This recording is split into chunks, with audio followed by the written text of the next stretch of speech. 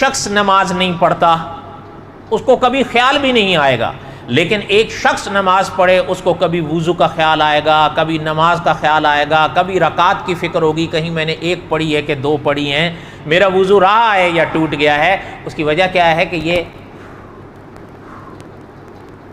سمجھ رہے ہیں اس کے اثرات اٹھتے ہیں۔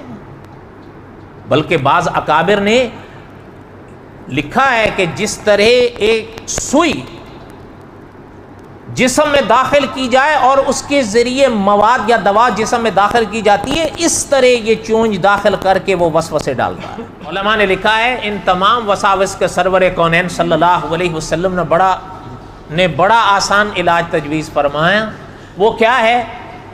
آمنت باللہ ورسولہ۔ اگر کسی انسان کو وسوسے آتے ہیں وہ اکثر بیٹھتے اٹھتے چلتے پھرتے زبان سے یہ پڑھتا رہے آمنت باللہ ورسولہ، یہ مرض